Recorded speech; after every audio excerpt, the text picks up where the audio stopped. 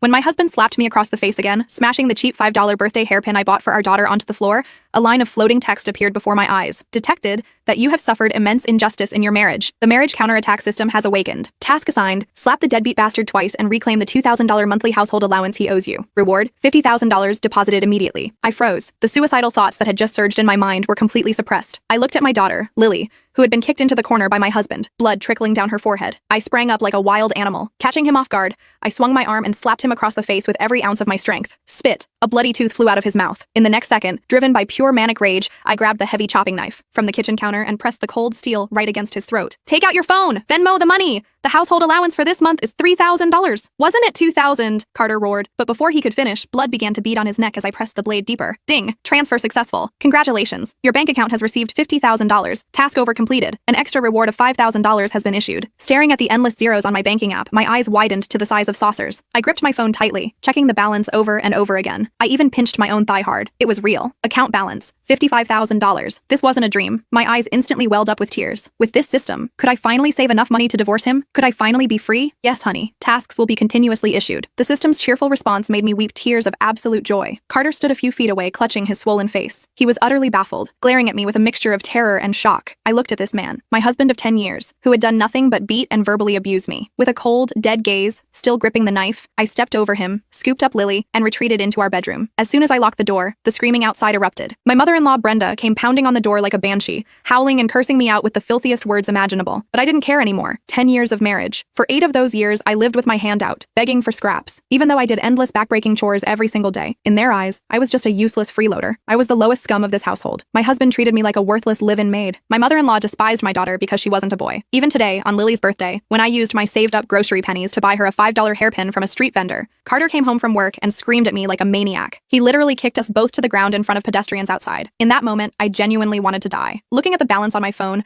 I held my crying daughter tight and slowly closed my eyes. Whether the system was real or not, I didn't want this fucking family anymore. The next day, a torrential rainstorm hit right when Lily got out of school. As usual, Carter's phone went straight to voicemail. With no other choice, I carefully navigated my electric scooter through the blinding rain to pick up my daughter. Just as I got home, completely drenched and looking like a drowned rat, the system's voice chimed in my head. Ding! Task assigned. The deadbeat bastard neglected his duty to pick up his wife and daughter in the rain, and is currently driving a female co-worker to the mall instead. Please counterattack. Reward: $30,000. Deposited immediately. I stared blankly at the holographic screen floating in the air. Carter had gotten off work early. He always came home late every single night, pretending to be exhausted to make his mommy feel sorry for him. This only made Brenda torture me more. Whenever she got mad, she would spit venom, calling me and Lily blood-sucking leeches. Looking at my little girl, shivering and soaked to the bone despite the umbrella, my heart violently clenched. Lily, go take a hot shower first. Mommy has to run an errand. After comforting her, my face darkened.